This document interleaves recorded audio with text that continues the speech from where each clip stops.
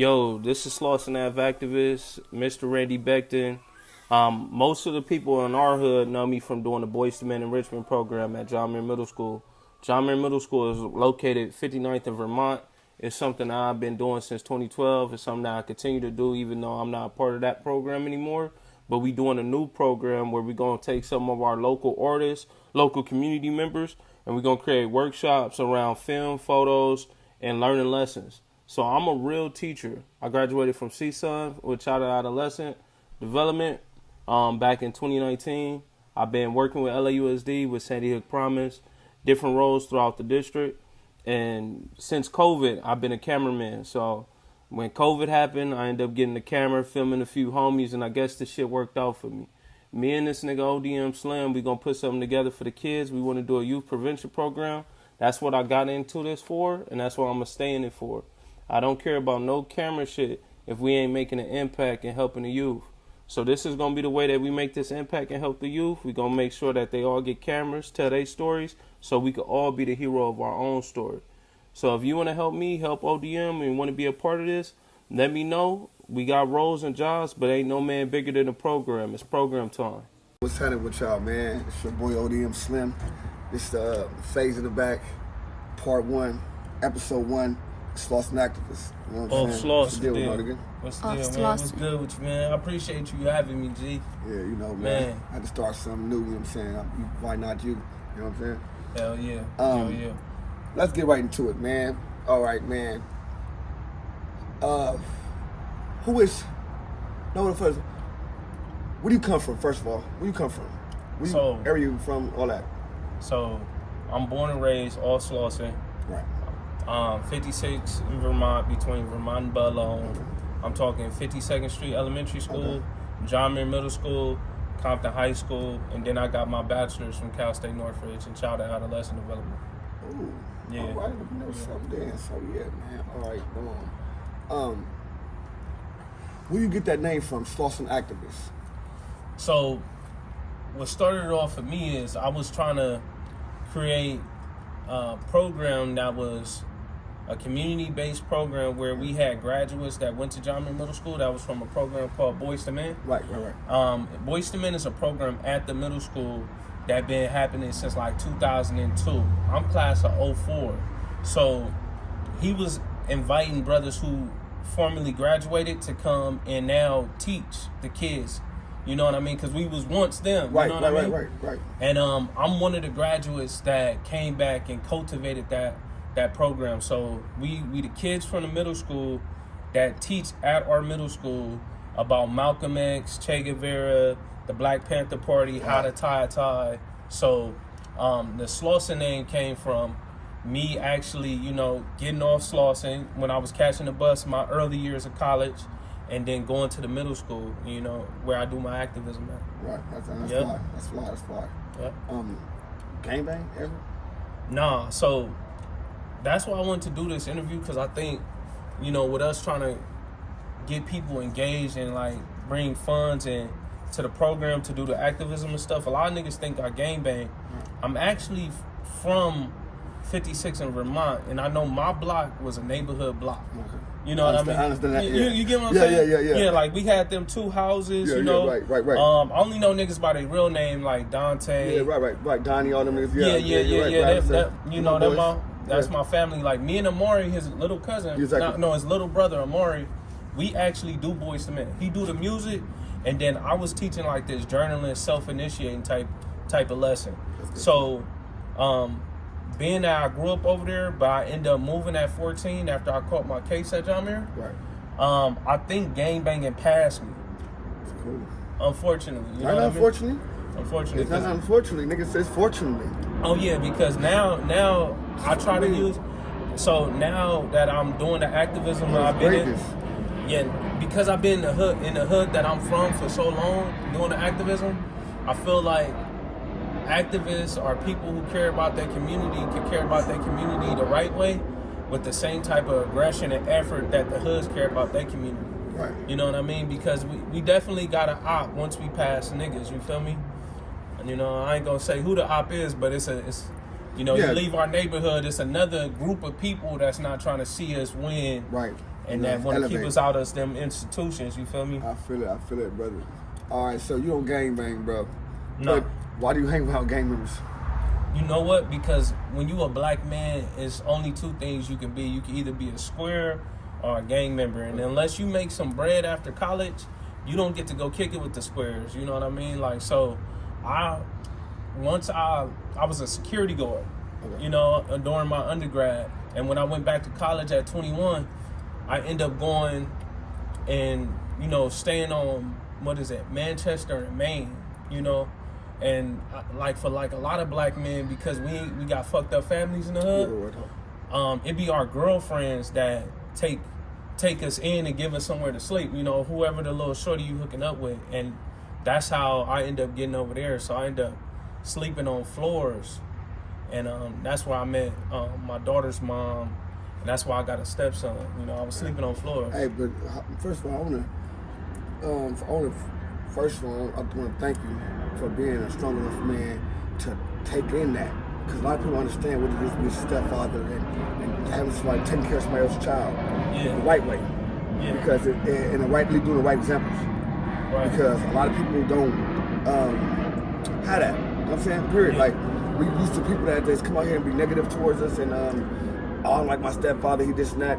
We can feel the way we want to feel about the relationship part, but it's just how you treat him as a human being, you know what I'm saying? Right. And that's the great thing. I like that he around. I like that he stay around us. You know what I'm saying? That's nice. But I think that's a part of it, because like while I was homeless, we in the hood, y'all. You hear? Yeah, we in the hood. That's why it's phase in the back. Yeah, phase in the back. You know what I'm saying? We in the hood, y'all. Y'all playing. So the reason why I started, you know, bringing my stepson with me, because he into like the gang banging and shit, and to him I was like the square father figure, you know what I mean? Me not being his real dad and me doing boys to men, it was like, yo, you a nigga that's like a square nigga, you ain't really connected to the hood like that.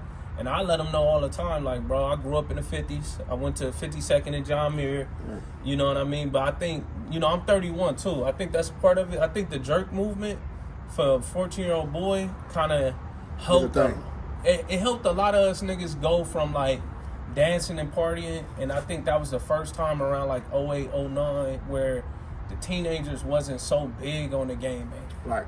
You know what I mean? I understand. You know, even though if I probably was here back in the set, you know, going to high school in the set, you might have had bullied a nigga on. I done moved. He done put some of my homies on. Listen, man.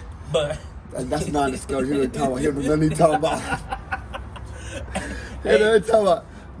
But that's why I got friends from both sides, because when we go to elementary school, like when you go to 52nd Street Elementary School, you got the Fadus Hoovers, the niggas from Troubles, the niggas on my block, because my block is the cutoff, and then a lot of the homies that was on the other side, like with the 5-7s and shit, they went to Bullone. Right, with Bullone. Yeah. So then we get to John Muir Middle School, you got the homies from Bullone, 52nd, it's another elementary school that goes that filters Normandy, all that. Oh yeah. So being that John Muir Middle School is like in the middle of 5-7s, I think the 5-8s, right? It's a 5-7s. John Muir's right. It's 5-8s. It was the 5-9 Hoovers. 5-9s on that side. Mm-hmm. You got the brims on this side. Yeah, and then you got the brims on the top. Yeah, and then Mr. Rector, which was the instructor for the Boys to Men program, he had all of us thinking that we was signing up to play basketball. So he tricked us by saying, this is the basketball program. And the nigga would be like, all right, before we play basketball, you little niggas got to read Malcolm X. So we sitting there like, especially me and my boy Chris from the other side. But we used to have to go to football practice after John Muir to go to Jesse Owens. So we played for the Generals at Jesse Owens. But the nigga would make us read and do all this other like black empowerment shit that, you know, until like we used to have to talk about like how we feel about our dads not being there locked up. Like my father died when I was 6. You know what I mean? I got 4 brothers. How you feel? How that make you feel? Like just knowing that now, like I'm saying, because growing up, of course, during the journey, we don't understand what we're going through. We're going through the journey. I'm saying after the journey that you went through that part, how did that make you feel? So being that my dad died and he don't get to see what I accomplished, I could see how not having a father, you end up living with your mama, and Section 8 housing is usually in somebody's hood. So we had to move from where we was at over there into the 50s. And like growing up, like from middle school and elementary, my brothers used to get robbed by the Hoovers all the time. As soon as they hit the corner and they got to take that Vermont bus, they own them, you know what I mean? And I knew that when I was like coming up, when I was like 7th, 8th grade, I was becoming a little bit different. And I think that's what made me an activist, because I was having a lot of "you not about to rob me" energy. What? Turned up on the video type nigga, tuna. You want to be a tuna, nigga. Nah, I just couldn't get He bullied. want to be a tuna, y'all. This nigga want to be a turn. So let's get back into it. So, videographer, like, what made you want to be a videographer? So the video shit started with COVID. Okay. I ended up getting a grant. My business was Off the Porch LLC. So Off the porch. So once I started doing this shit at John Muir and I was recruiting graduates, the problem that we had was that a lot of niggas don't want to do activist work if it don't have a masculine machismo and it's sexy. Gangbanging recruit niggas because you get to look tough. You feel me? Like, But that's not what it is. But it's attractive though. Yeah, you got some niggas nice as hell, bro. It is. Sweet as hell. It is. That's one of the points I wanted to make. I didn't lose a fight in the set. That's one of the points I wanted to make. They gonna beat this nigga up, man. I ain't run to no shit.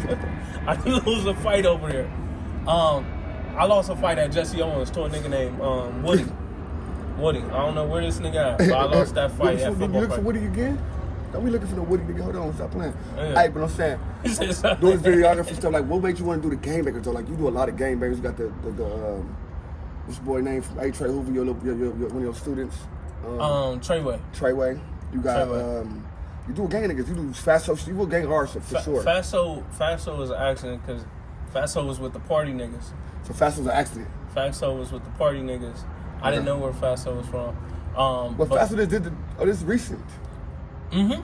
You was at the Hood Day. How you know he's from the Hood Day? That's why I came. Because I was doing, so the movie that I was doing was Fatherhood the Best Hood, because fatherhood is probably one of the one hoods that we're justified to kill, rob, steal for. You know what I mean? I'm with that. Yeah, so Fatso being from where he from, I was like, bro, I'm trying to bring awareness to this Fatherhood the Best Hood in my activism.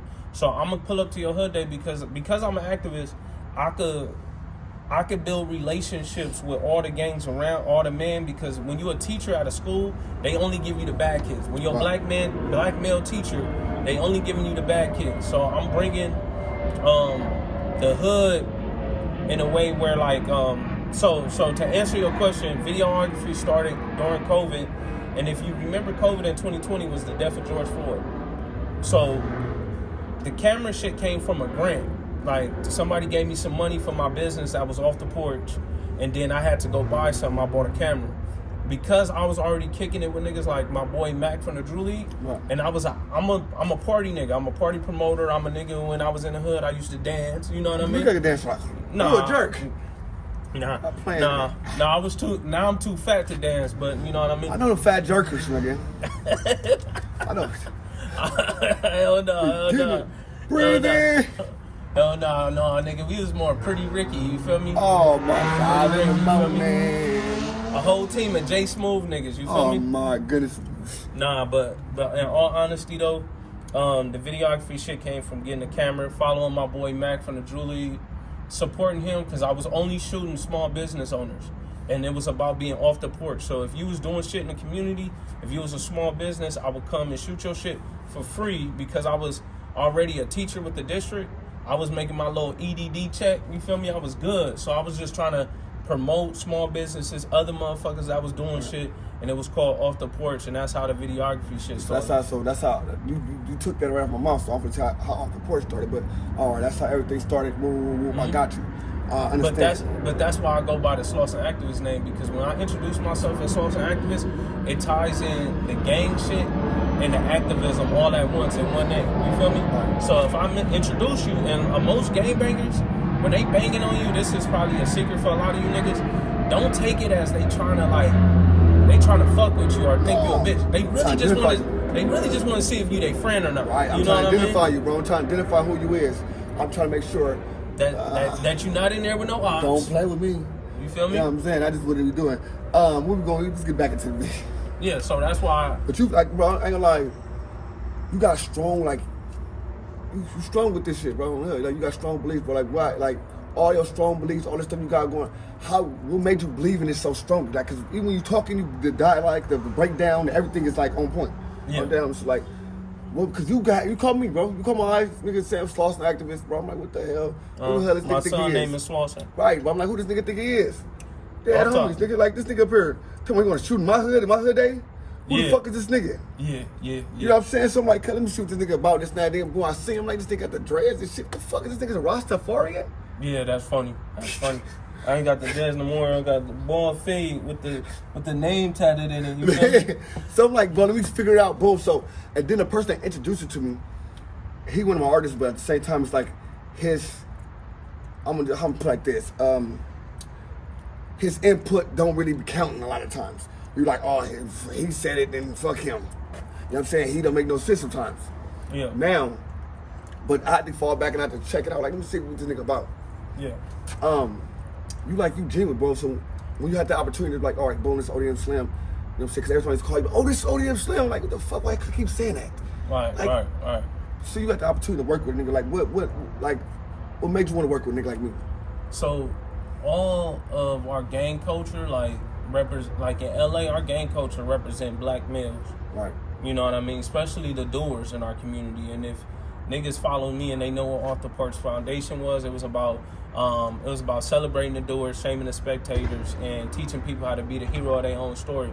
The hood niggas in our community. Say that again. Break that down one more time, bro. So celebrate the doers, right, shame the spectators, right, and teach people how to be the hero of their own story. Come on. So that's fire. So my family, like, you know, we deal in my family, in my immediate family, we deal with a lot of mental health. I'm talking about, I got people, like, I'm talking about moms in transitional housing. My little brother just got out. He in transitional housing.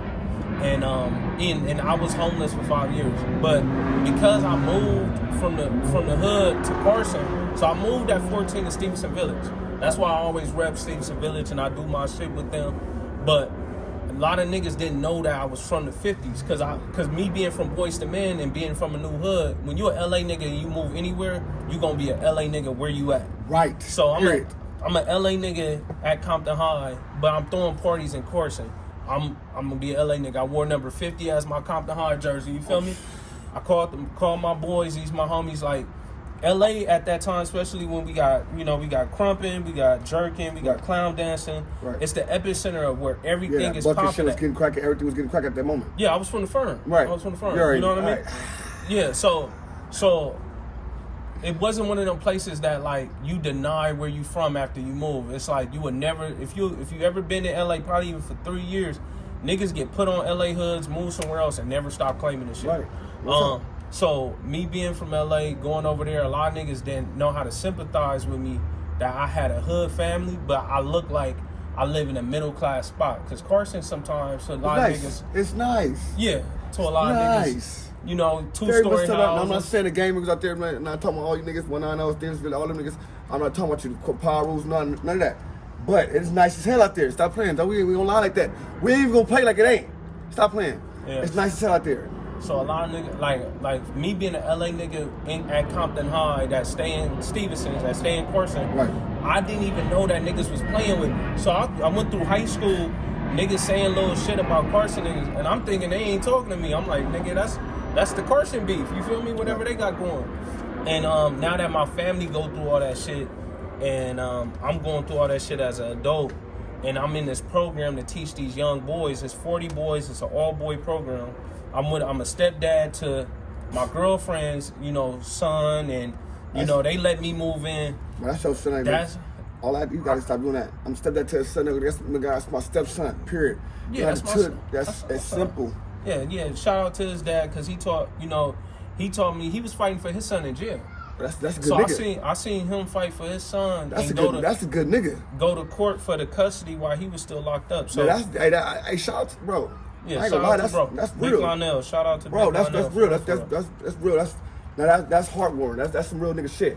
Mm-hmm. Like, nigga, I want mine. I want custody of mine. Even if I'm behind these walls for whatever, I need to still have mine. Give my 50%. Oh yeah, off top. I respect it. Off top because you know, me and his mom is from hood families too. We wasn't living in the best circumstances, sleeping on the floor and shit. Right. But when it was my turn to fight for the custody of my baby, his dad taught me a lot, and that's why I stand on the fatherhood, the best hood, my activism like that, because I can relate to a nigga struggle, and I know all the shit that I sacrificed to be an activist. You know what I mean? I'm pretty sure I lost my first family doing this activism shit, and I know that I'm willing to die for it because, you know, I financially went through a financial death being an activist, and I'm willing to stand on anything with my kids and the people that I love. Right, that's real, nigga. Now, I was just gonna say, at the end of the day, with this activist, like, what did you say at the end, the outcome? But you damn near, you said it right there, bro. Yeah. You at the end of the day, nigga, you standing for your peoples. 100%. You know what I'm saying? They say black men the problem, bro. We the problem, we the solution. No, but thank you. So if we the problem and the solution, then we should fix ourselves. Right. We should be the ones that get the funding so that we got programs that help us. And then if the most aggressive of us, if you don't want to deal with the aggressive boys, then let me go holler at some of these aggressive men that they look up to and give them some role models, because they'd be surprised that a lot of the hood niggas that's niggas from their hood preach the same message that the teachers preach. We don't understand this, bro, that a lot of these females being single mothers, us being boys, y'all cause that aggression. Y'all cause that aggression because y'all got boys, so y'all tend to just come at us aggressively. And so all we know is to come at our females and everybody else. You got our first teachers. And come on, we're gonna keep all that clean. As a culture, we have a problem. You know what I'm saying? And the only reason we can build our culture up is if we take our time and build each other up, one at a time. You know what I'm saying? Work within yourself first, and I promise you, we can go to the top as a culture for sure. On top, and it don't take that much. That's why. Like, I'm partnering up with the hood, so I fuck with you because not only you a leader in your hood, you got something going, you got a platform that's going, and I know that I'm a firm believer that a lot of the black men, especially the most disagreeable ones, they have some sense. They worth being men of their family. They work for the cops not fucking with them. They don't need to be in jail for the rest of their life. They don't need to be shot down by each other and the police. Niggas deserve custody of their kids. And because I'm an activist and an advocate for black males, I support niggas that's gangbangers. I support people who got mental health issues. I support the black men who only make $40,000. That's the trash man. And you know what I mean? Because, like, even when we, like, I know my perception look like, you know, when you see a cat with a suit on and he working with boys, but I don't make enough money not to be your neighbor. You feel me? You feel me? I stay in an apartment. Right. But the job, only we gonna work the job, because the niggas who become doctors and lawyers or who start becoming these rich rappers and shit, they don't feel like they got the time to come in the hood and get them boys the attention that the gangs give them. Right. Because so one of the questions that your boy asked me was that, was it any gangbangers that I ever looked up to that I got my influence from? And it was one nigga named Nutty Mo from Nutty Block. He one of they OGs from Nutty Block, but he also a nigga that used to do like the security for Eddie Griffin. You know what I mean? One of them nutty niggas that traveled the world with Eddie Griffin, like well respected gangbanger. And when I was a security guard, but I was an activist. So I was a security guard at night, but I had the after school program I was teaching at. Vigilante, nigga, you just a vigilante. You just we here for you guys. Man, no, it's just when you homeless, getting you a graveyard shift to sleep at make you look less homeless. You feel me? You know, because I would go and I'd be asleep. They knew I was homeless too, and then I'd go to school in the morning and do the after school program in the set. So, good shit. Yeah, so my nigga Nutty Mo used to argue with me. He used to be like, you activist niggas lead a hood. Like, y'all do y'all after school program, y'all lead a hood. We be on the block with the big homie. The big homie have you on the weights, slap boxing a nigga.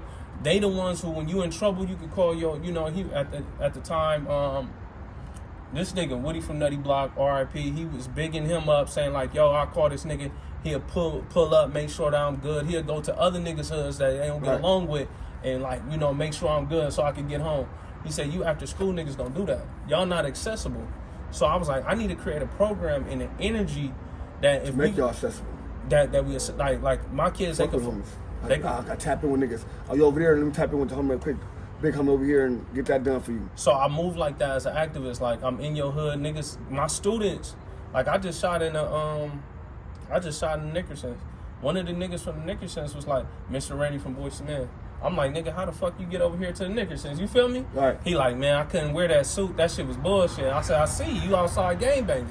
But now I'm a pillar in my community because I've been doing this for 10 years. Right. Serviced over 4,000 boys. Even somebody like Treyway, which Treyway is from Hoover, but he's one of the students from John Muir Middle School in Hawkins that when I reach out to him because of my stepson, he like, yo, this nigga hard. All right, cool. He can mentor them kids, and because he on bullshit, the kids could kind of listen. You know what I mean? Right. Like, and but you know, this is my opportunity to work with Slim, and that's why I came to the Hood Day. And any one of the rappers, when I'm working with the rappers, I'm just trying to make sure that black men are viewed as worth living, worth being fathers, and worth working together. You feel me? Because when niggas go to the pen, they do it. Well, like it's like, well, I'd say it's like, I see that as controlling your narrative, right? Mm-hmm. So, at what point you like, I'm finna start controlling my own narrative. Like everything I do is I'm finna control everything. You gotta control the narrative of everything, you know what I'm saying? This whole movement, everything we stand for, it's the time you put in between behind us, the hood vlogging, everything. When you like this, I'm finna control this narrative. That's what made, what?